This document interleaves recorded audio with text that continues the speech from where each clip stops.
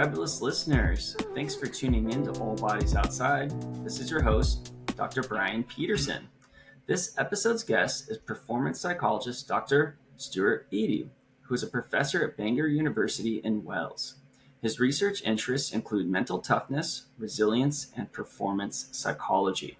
Also, he is involved with resilience projects with the Youth Justice Service, mental toughness projects with the Manchester City Football Club and the England and Wales Cricket Board. Dr. Beattie, it's a pleasure to have you on All Bodies Outside. Hello, thank you for having me. Yeah, you're welcome. Well, to get this conversation started, why don't we just first start by hearing more about your research and about performance psychology? Okay, so let's go back a couple of decades, I think. So I came to North Wales to do a sports science degree, and I was going to be an outdoor instructor. I was skiing, I was kayaking, I was climbing, and I thought I'll do a sports science degree and upgrade myself on these things. And then halfway through my degree, I had a research question, and it was a small research project that I did. And when I was out kayaking, taking novice beginners down a river who'd never kayaked that much before in their life, and we came to a rough section of the water, and half the people would get out the boat and carry the boat round the waterfall and get in at the other end, and half of them would want to do it, did want to run the waterfall. Now, these people I was taking down the river, they all had the same background experience. And so that triggered my interest in performance psychology. Was why is it half the people don't want to run this and half the people do want to run it, even though they've got the same kind of kayaking background that they had? So that triggered off my interest in research, and I had a massive career change at that point. I thought, I now no longer want to be an outdoor instructor. I want to be an applied sport and exercise scientist. I want to be I want to do research in this area because that fascinated me about why that happened. And that led on to me doing a part-time PhD, and my PhD was funded by British Gymnastics.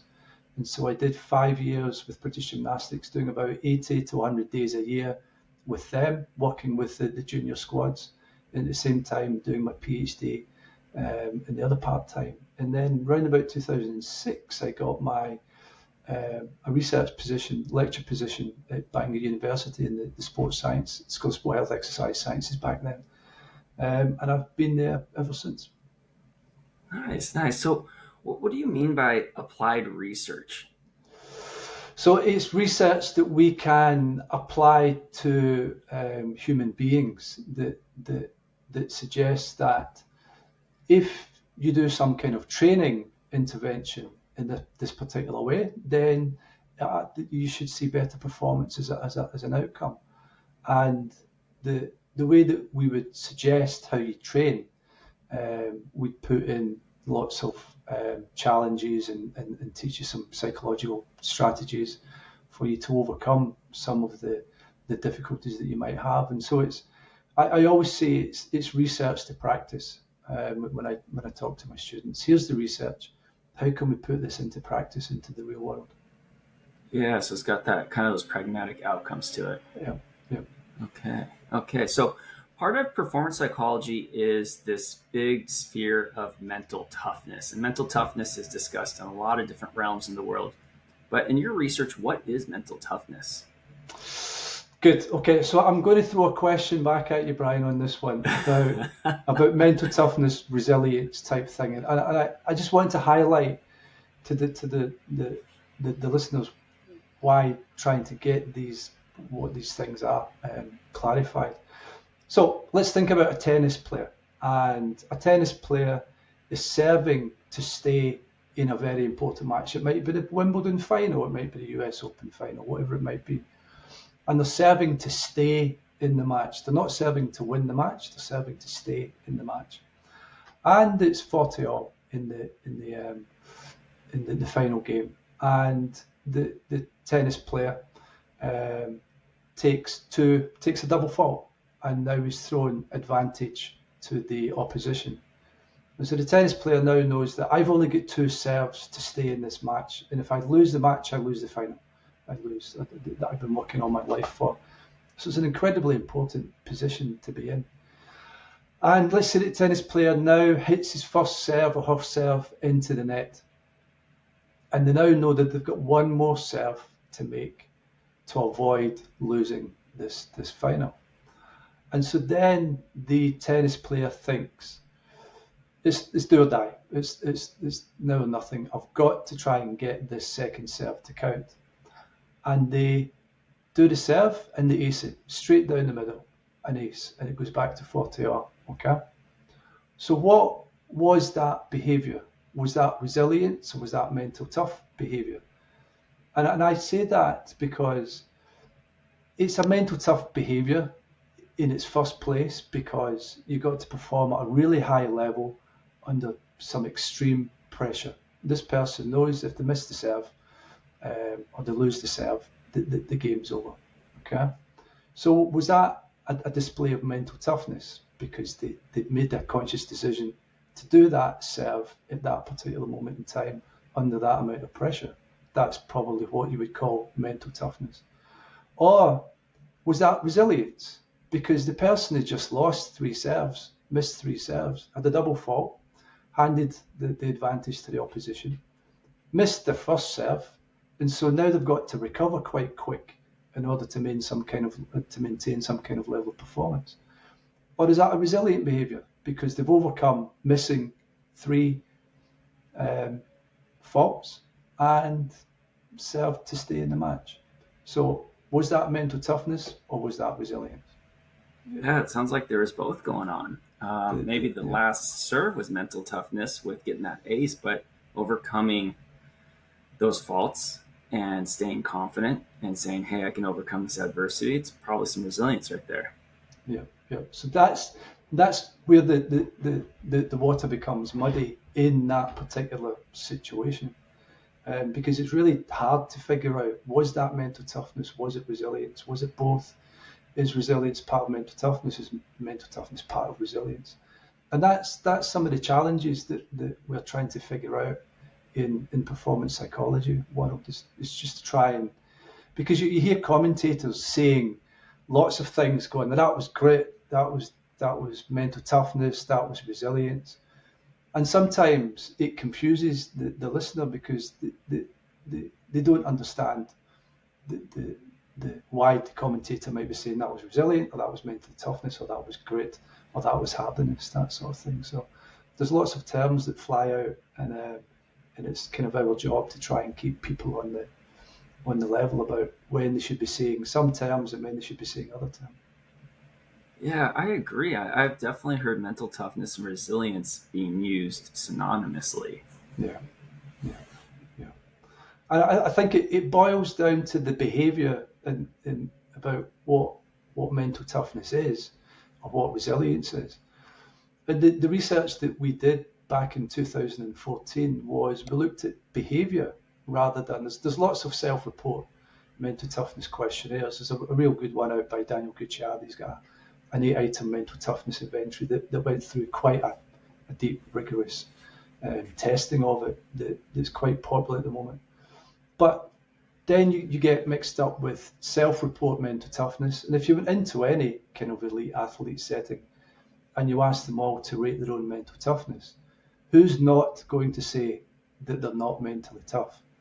That they're all going to say that they've got a high level of mental toughness. So then you've now got to start to differentiate, well, what other characteristics is important in this setup?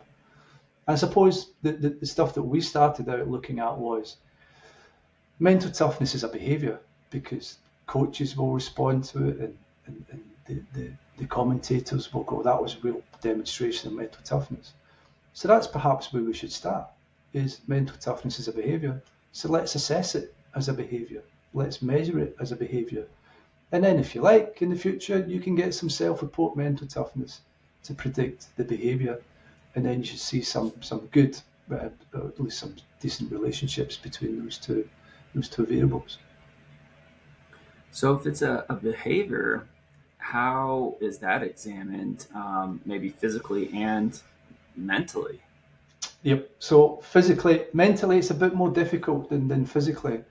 From the physical perspective, we first did this in 2000, and there's other researchers have done some behavioural stuff, and we did this with cricket back in 2014, and we got the coaches to rate the players on how well do they demonstrate, or how well do they deal with these particular behaviours under pressure. So it might be player X is able to maintain a high level of performance in competitive matches when people are relying on them to perform well, when the conditions are difficult, when the match is particularly tight, when training hasn't gone well. And so we're asking coaches is how well is this person able to demonstrate these behaviours even when they've been facing some adversity. And the coach rates their own athletes, and the coach is a really good, reliable informant to do this on, because the coach knows the athlete, that they've seen them perform under pressure for a long time. And so we get the coaches to rate the athletes on how well they demonstrate these types of behaviours. Now, the bits that you mentioned in your comment there was mentally. How do you assess a mental behaviour? And that's probably going to be down to decision making. What decision did the person make under that particular moment in time? Because it's difficult to know the cognitions and the self-talk and everything else that's going on, because they're not, you can't see them. They're very covert behaviours. So we're a bit limited on, can we assess the mental component of mental toughness? You'll see that in the behaviours, as opposed to the decision makings that the person makes under adverse situations. Yeah, that's interesting. So yeah, looking at the behavior, and one of the things that I was thinking about as you were talking about the behavior was, say it's a football match, a championship game, and we are at minute 94. My team is down 1-0, 1-0, and I have the ball, and there is a lot of urgency that is required in that situation to try to tie that game up, to push it into some more time. And at that point, am I going to be, kind of conservatively passing the ball around to my teammates, or do I try to take someone on one-on-one, one versus one, take a little bit of risk and try to get past that person to create some open space? And my gosh, the pressure to make that decision is pretty scary, because if you lose the ball in that 1v1 situation, now the other team has that ball, and more time is going to be wasted of trying to recover the ball. It's certainly I think what would happen in that situation is the individual will very quickly assess the situation, but they'll base it on previous encounters that they've been in that's like that. Because there's a huge stuff that we also look at is punish and reward sensitivity. So there's a huge amount of reward in that situation. You make the great pass forward, you get past the player, you make a great pass forward, and you get your attackers in for goal. So, and if they score the goal, then the reward is on you, because you set that movement up in the first place. So there's the reward in that situation. But there's also a huge amount of consequences and punishment, as you just said, that if I lose the ball, then I've lost minutes. They're going to run the clock down. They've now got possession. They might take it all the way back to the goalkeeper. They might try and score another goal. And then the consequences of that behaviour is on you. So there'll be a little bit about your own punishment and reward sensitivity in that situation, but you'll also be using a vast amount of your experience. What have I done in the past? And some of your behaviours in that situation will be quite automated, that this has worked in the past, consistently worked in the past, therefore my go-to movement is to take on the player. Or you might think, this hasn't worked too well in the past, so therefore my default position is now to pass it along the line to somebody else in the back. So it's very much down to that particular person's characteristics, but also the experiences they've had in that moment that's going to ultimately affect decision making. And they might just throw caution to the wind and go, we've got less than a minute, we're going to lose. If I don't take this player on, then the match is over, so I've got nothing to lose anyway. And that might be the decision making going forward. Yeah. Well, I thought that was pretty interesting that you said a lot of these behaviors do become automated through experience. Yeah, Now, I was thinking experiencing those pressurized situations. I think a lot of people, a lot of listeners probably think of like, hey, like that's just only going to happen in those championship games where we're down 1-0 and we have the ball. So, how can coaches help train their athletes to experience those pressurized situations in training so that those behaviors come automated and the decision making becomes that much more faster and efficient and quicker?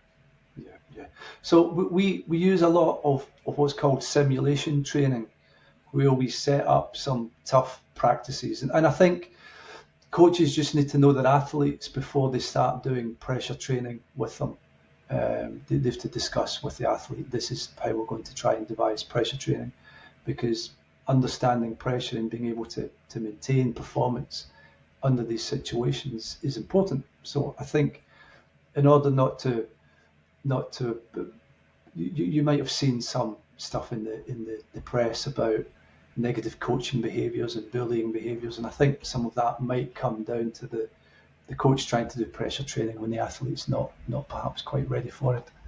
So just be careful that you talk to the athlete, but they're all different athletes. Some athletes will go, that was brilliant pressure training. Some athletes will go, that was really horrible, I don't want to do that again. So that's my first kind of caveat on that.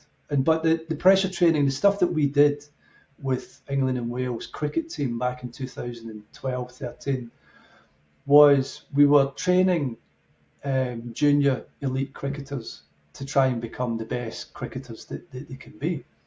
And so we set up some individualized training situations for these cricketers. And what we ended doing was we gave them a raft of pressure tests. We might have put them in the batting net. And for a cricketer that age, they would never have got a ball delivered to them over 70 miles an hour. But we would put them in the cricket net and fire balls at 80, 85 miles an hour at them. And because of their age, they wouldn't have experienced that. And we told them, this is a 4-day cycle. The first day you come to training camp, do what you want. Try things out. You're in a safe environment. Take risks. Do whatever you want.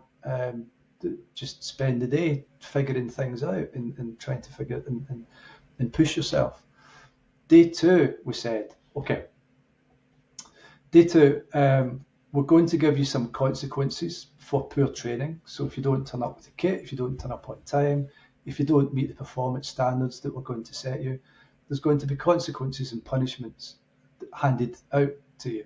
And it might be you're washing the kit tonight, or you're cleaning away the dirty dishes tonight, or you might have to stand up and sing a song after dinner, that sort of thing. It was just really mildly unpleasant things that they would go, I don't really want to experience that again. They weren't things that were going to break them.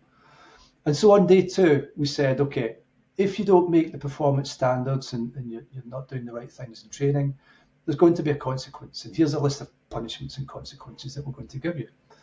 But at the same time, once when you've made a mistake, we're going to pull you to one side and we're going to give you some coping strategies, and we're going to talk to you about why do you think that mistake came up in the first place. Here's some strategies that you can use to avoid doing it in the future. And so day 2 was that kind of coping consequences situation. And then on day 3, we said, okay, day 3, we're going to give you, again, punishments and consequences for poor performances today, but we're not going to give you any help to deal with them because we taught you that yesterday. We want you to use what we taught you yesterday, today. So now we're starting to try and automate some of the coping strategies that we might have given them in these pressure testing situations. And then on day 4, we had a regroup and we reassessed and said, okay, here's what we've learned over the past 3 days. Here's what you could do over the next 2 months till we meet again. And then we'll start that cycle again, that 4-day cycle with them again. And we did that repeatedly across time. And the reason why we were doing it is we wanted to make these young cricketers a little bit more threat sensitive, a little bit more aware that if they make some mistakes at some important moments in a match, there's going to be huge consequences because they're going to be over the back papers in the press. You're the one that let the team down. There's huge amounts of consequences with it. And so our rationale for doing that was, if we can make these young people a little bit more threat sensitive, then they'll see threat a little bit early. They'll go, I don't really want to face that situation again. So now I'm going to deal with it a little bit earlier, to try and prepare for those situations. So that was the kind of mental toughness intervention that we did. It was quite successful. Some of the young cricketers didn't like it. They didn't want to be part of it. They just didn't like that way of training.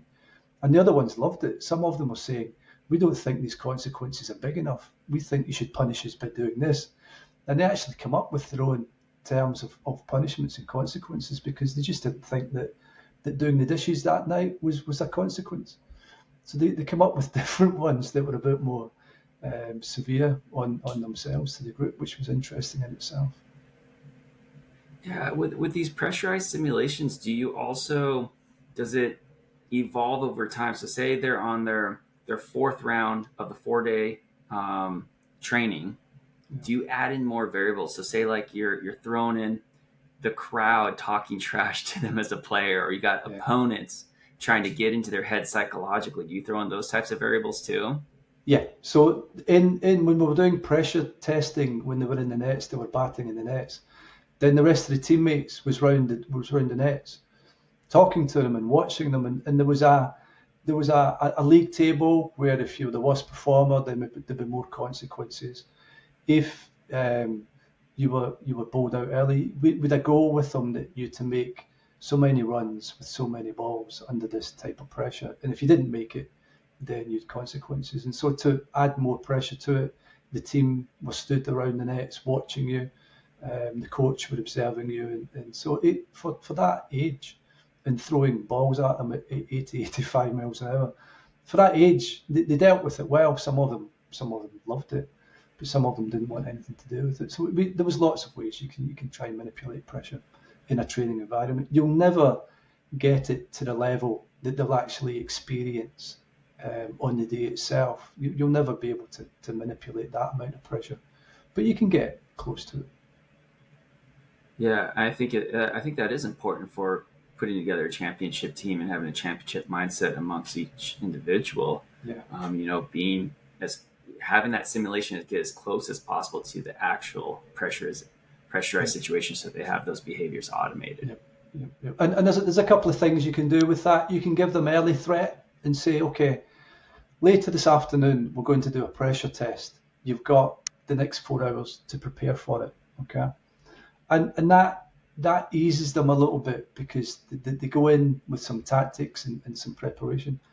Or you can give them late threat and say and just go up to them and say, okay, pressure's on you now. We're going to take you to one side and do some pressure testing. So there's no preparation for it. So early threat, late threat is quite a good manipulation to throw at them. And the other one is consequences for poor performance. So you've got to give them something and then take it away. You can't just go up and say, okay, the consequences for failing training today is we're going to take your mobile phone away from you for a week. You'd have to set that up in the contract with them to start with. But you might give them something to start with. So some of the lab stuff that me and my colleague Andrew Cook's been doing is we've been trying to look at psychophysiological responses to pressure. And so people who denote themselves as being mentally tough either deal with the pressure, like increased heart rate and the physiological arousal symptoms that comes with it. They either deal with it very well, or they don't get that response. And so we've been taking people into the lab to try and figure this out. And when they did the pressure test that we do is we've two putters side by side to each other, and we say to them, you've got 60 putts to make, you've got 30 putts each. And we're going to give you £30 each, or $30 each. And it's a combined pot. So you now have £60 in a combined pot. And each time you miss a putt, we take £1 out of the pot. So you've now got £59, £58, £57. And if I miss a putt, then the money's being taken out of a combined pot. So not only am I losing money, but my playing partner is losing money as well. And so we did a lab-based experiment like that with them, psyched up to heart rate variability with muscle kinematics and 3D emotion analysis on them as well. And it was really, you could really see some real high heart rate trajectories on these people in that situation. Because once when they'd done all the 60 putts, let's say they had 20 pounds left, then we'd say to them, okay, you've both got one more putt to make. If you both make the putt, we'll double whatever money you had left. So they walk away with 40 pounds.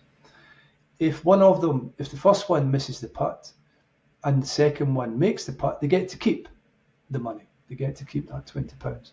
But if both of them miss the putt, they lose everything. They lose whatever they've got at the end of the day. And so then you've got this additional social stress manipulation on them. That the first one up is thinking, I need to nail this putt because at least if I nail it, we at least keep our money, but we've got a chance to double it. And so that's what the first person will think in that situation. Now, the second person who's making the putt, their thought processes is different based on how the first person went. So if the first person made the putt, the second person's going, well, at least we can keep the money, but now I'll get pressure on to sink this putt to double the money. That'd be great. Or you'd be thinking, if the first person had missed the putt, and then the second person's going, I need to make this putt to keep our money. If I miss this putt, we lose everything we've got.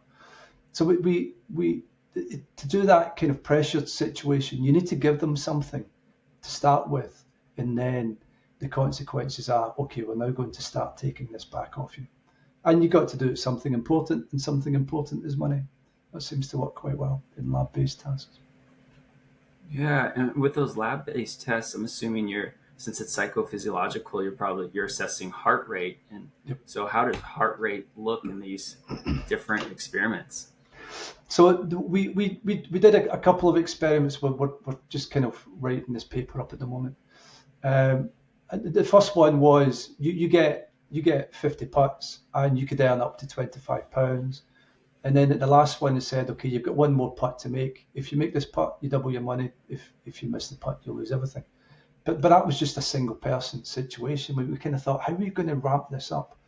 So then when we put people in a pair in a dyad and we say, okay, now poor performance affects both of you, then that seems to work really well. And so the heart rate increase, I mean, they're only standing over a ball, putting it, they're not moving. So movement is not increasing heart rate.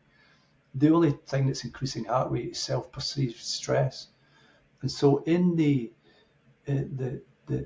stress putts, we were getting some performers with an increased heart rate of up to 100 beats per minute. They're only standing, Whoa. looking over a ball, but some of these guys were getting massive heart rates. Now, some of them were getting heart rate deceleration. Some of them were getting, under these pressure conditions, they were responding with a lower level of heart rate than in the non-stress condition. But one of the interesting things that Andy Cook had written about previously was heart rate deceleration, time to event heart rate deceleration. And it's about expert golfers when they're just about to make an important putt, 6 seconds out from when they've made the decision that they're going to make the putt. You start to see heart rate decrease. And the heart rate decreases until they hit the ball. And so you get this heart rate deceleration in these expert golfers, around about 6 seconds out before they make the ball. So that the physiological arousal slows down, allowing them to make that successful putt.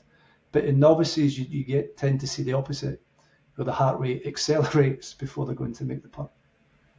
Yeah. And I feel like, so I have a background in playing soccer and being a runner, and I have always felt a lot more stress when I'm out there individually versus I have a team with me, and there's kind of the pressure is across the team. Individually, when I'm towing the line of a race, I almost have to temper my expectations to try to calm myself down. I guess everyone has their mental tricks and whatnot, but have you seen differences in the way that pressure is perceived if it's an individual sport like golf or if it's a sport like football? Yeah, I suppose I think group size matters. The bigger the group, the more you can hide. and the less pressure you could probably perceive on yourself. Whereas if you're on your own, then that's it. You're in control of it. Now, do I think that a tennis player would feel any more pressure than a football, soccer player under intense moments? I don't think so. I think you shouldn't say. I don't think you could say that soccer is less pressure than tennis or golf has. It's just the source of the pressure is a little bit different, I suppose. Yeah. Well, and then going back to that early versus late threat detection, does pressure relate to the longer someone processes the threat? So if it's an early threat detection, they're sitting there processing it, does the pressure then start to creep up and build? Versus where it's a late threat detection, you have to act on it like that, you don't have time to process it. Does that actually result in less pressure? Yeah, well, this thinking came from some research from Fentz and Epstein back in the 60s, and they were looking at expert versus novice parachute jumpers, and the expert parachute jumpers had increased heart rate, let's say an hour before the jump, but that heart rate decelerated up to jump time, just like what I was telling you about the golfing scenario. Whereas the novice parachute jumpers, they had relatively lowish heart rate reactivity an hour before the jump, but it increased up towards the jump itself. So you see this heart rate interaction between experts and novices in these situations. So the thing about early threat detection is it's very advantageous if you have the coping resources to deal with that upcoming situation. So there's some stuff that research is looking at about anticipate and minimize in terms of resilience model. And anticipate is the sooner you anticipate a threat, the earlier you can deal with it. And you could go back to the football coach or the soccer coach that they've just played a match on Saturday, and this is now Sunday. And they're thinking, in 6 days' time, we've got another important league match coming up. And the coach will probably try and anticipate who's going to be in the opposite team. How might they set up the team in 6 days' time? And that's early threat. That's the coach using some early threat strategies, because in 6 days' time, this event's going to happen. And so if the coach correctly anticipates how the opposition is going to be set up, then that coach has got 6 days to minimize the potential threats that the opposition proposes. And so if the coach is really good at anticipating upcoming threat, an upcoming match, and is really good at anticipating what the opposition might be doing, then they've got 6 days to train for it. He or she's got 6 days to set up training strategies where they're going to try and counteract the threats of the opposition. And I think coaches are pretty good at doing that. And the people I don't think are very good at doing that is the athletes themselves. Partly because in team settings, it's the coaching staff that dictates training. Whereas what the coach should be saying is, okay, in 6 days' time, you're going to be facing this particular team. How are you going to minimize the threats over the next 6 days to counteract that? Not how am I going to tell you what to do. It's what are you going to do about this? And it'll be a really effective coaching strategy to try and get your athletes to do that, because it gets them to become a bit more aware of upcoming threat, of upcoming difficult scenarios. And once when you trigger that thought in someone's brain, they now start to go, okay, I've got 6 days to prepare for this. I'm going to go out and try practice these skills. I'm going to go out and practice these tactics, because that's what I think the opposition is going to do. And if the coach gets the whole team to do that and says, okay, in 6 days' time, you've all got to try and anticipate what might be coming up, but also to sit down as a team and go, okay, what are the likely scenarios we are going to face in 6 days' time? And how are we going to counteract that? How are we going to minimize that over the next 6 days? And so then you can start to implement some effective training practices for it. But only if you pick up the threat. If you don't pick up the threat, then you ain't going to train for it. Yeah, and I think that, with the coach picking up the threat, telling it to their athletes, saying, how are you going to prepare? And maybe that's, doing some, practicing some tactics, watching some footage, some video footage of who is going to be guarding them if it's a team situation. But I would think it's also important for the coaches to, and I'm sure the coaches do, but to understand their athletes and their uniqueness. I would, each athlete has had unique life experiences, has unique cognitions, and those coaches being able to work with each athlete almost individually to, as a team, overcome this threat, I think would be really important too. Yeah, yeah. Yeah, the individual bit is really important because I've read some mental toughness interventions that's been done at the group level. Everybody gets the same thing, and it might work for some of the people, and it probably won't work for all of the people. So part of the work that we did with the England and Wales cricket team, especially specifically with the England team before they won the T20, the World Cup T20 in 2019, was the group of the Institute of Psychology Elite Performance, which I'm part of in Bangor. We were doing individualised pressure training interventions for these cricketers, and we've done them with over 100 cricketers now, and we're kind of doing the same thing at Man City at the moment. Is we in order to try and understand what you said, the athlete's background and who the athlete is, it's really important that you do that before you start to implement mental toughness or resilience-based interventions. Because if you don't understand the person, the chances are it's not going to work. And if you give everybody in a team 15, 20 athletes, we're all going to do pressure training today. Some of them won't feel any pressure whatsoever, and it won't do them any good.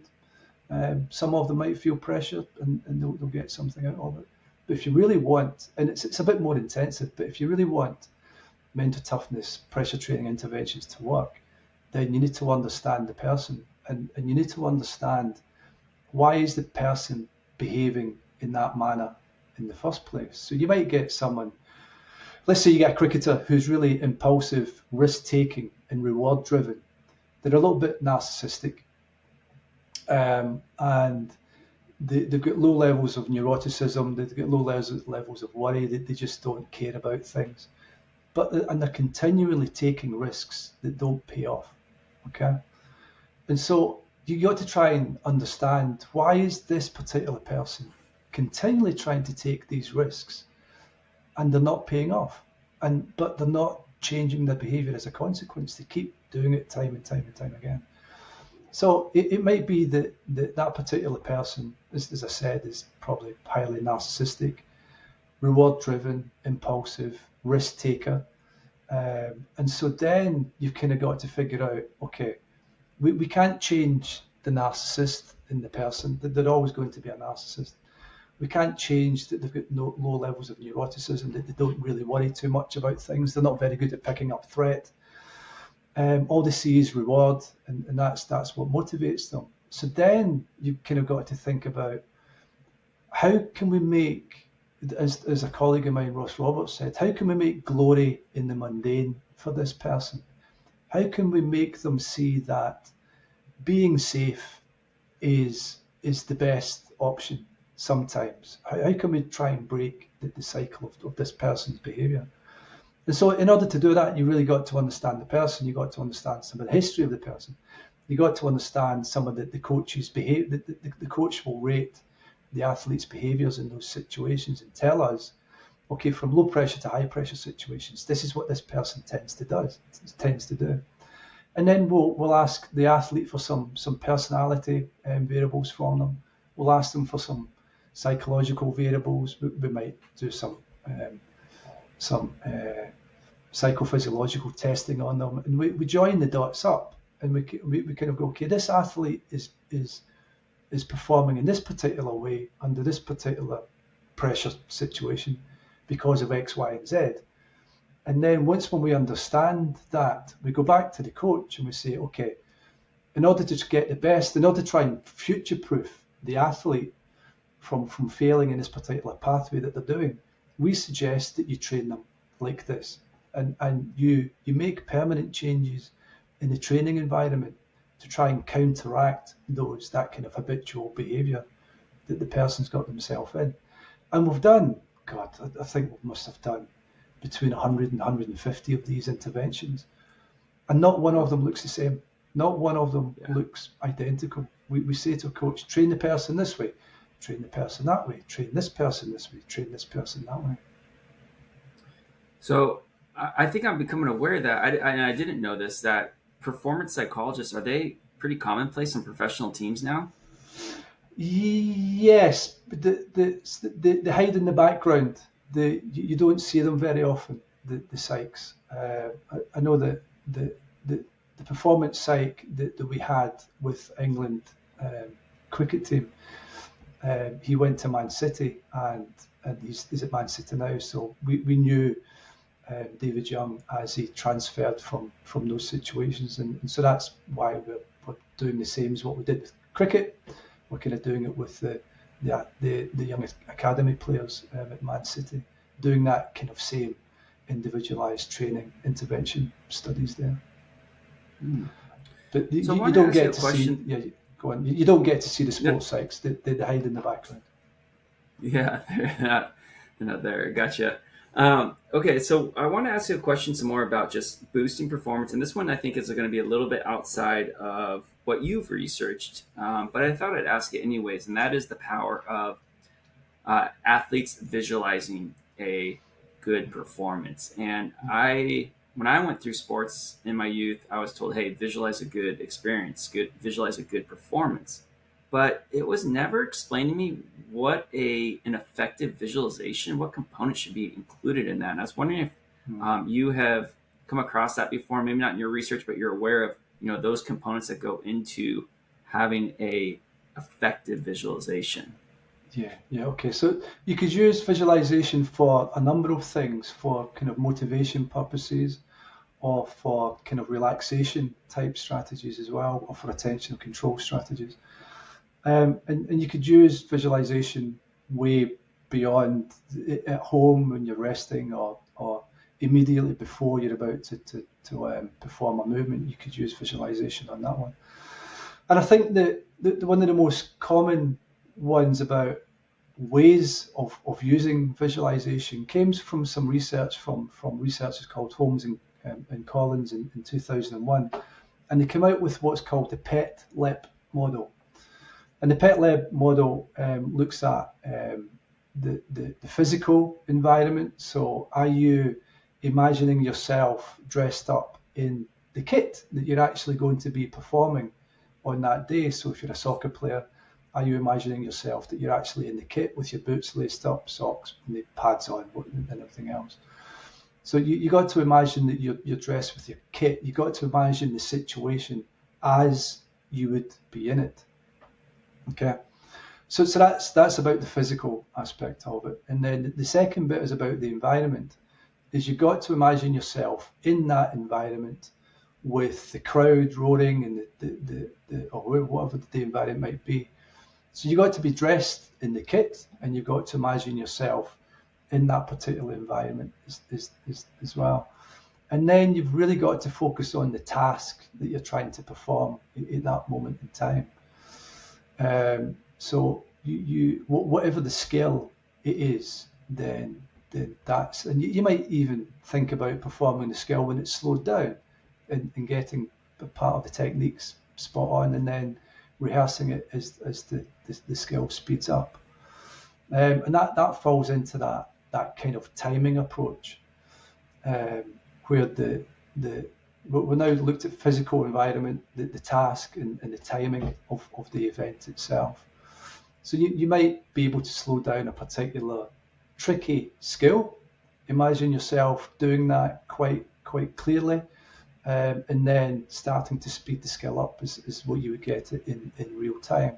So a gymnast might think about a complex move, slow it all down, think about the specific motions that they need to deploy at certain times. And here athletes have got to be really careful, or they might fall into what's called a reinvestment trap, and I'll come back to that in a bit.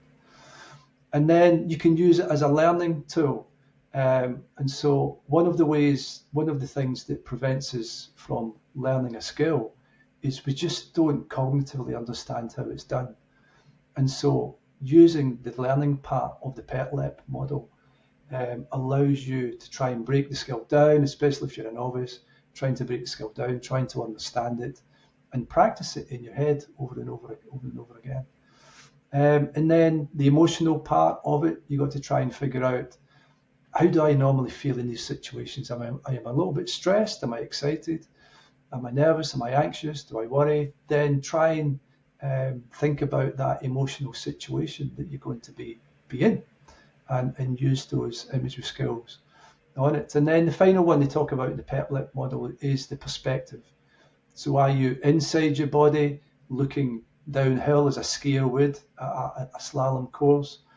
Or are you outside your body where you're trying to understand what a skill looks like? And you might get gymnasts that might do that. They're looking themselves as if they're on TV and they're observing the different movements across the floor. Because in gymnastics, everything moves pretty quick. And so using the first person visual attention is useful, but understanding what the skill looks like from an external perspective is useful as well. And it's like Formula One race car drivers. It doesn't matter what the car looks like, it's going to be the same. So there's no little point looking at it from an external perspective.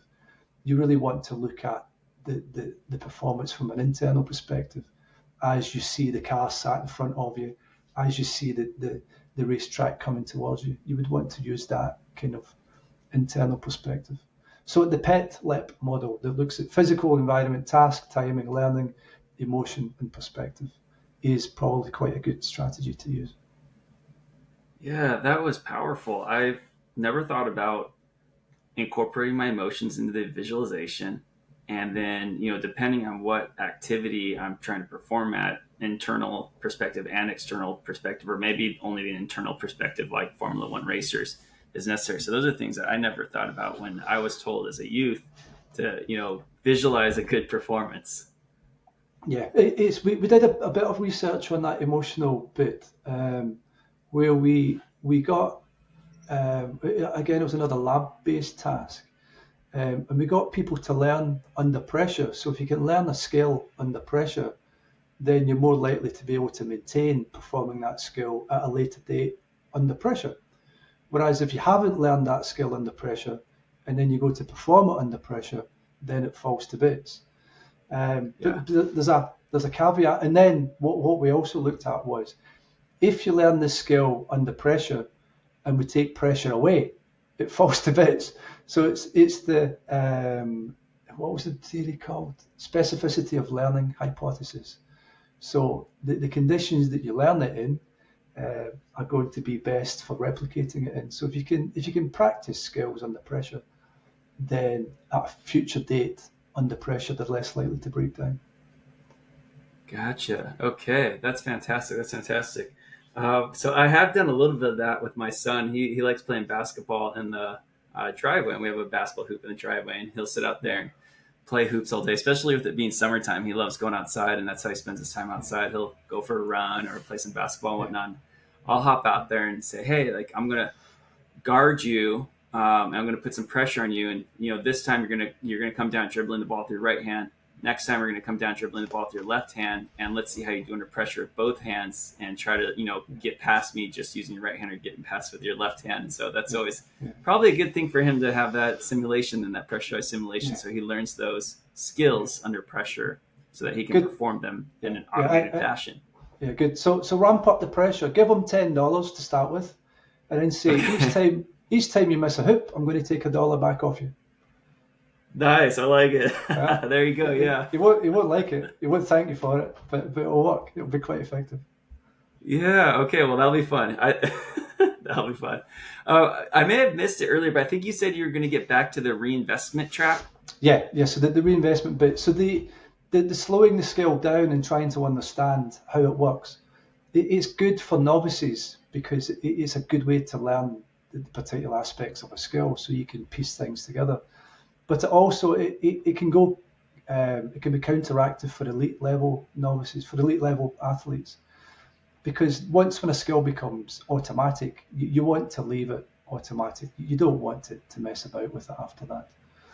And so in complex skills such as gymnastics, you don't want to be thinking about how the move breaks down and try. One of the ways that athletes try to control emotions, anxiety, is trying to control the movement and reinvest in it.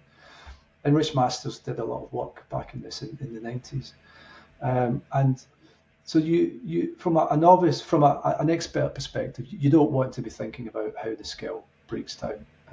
You can chunk it into big movements and do some holistic process goals on it, but don't if you're an elite level athlete, unless you're having a particular problem with a particular skill, don't focus too much on the movement of the skill.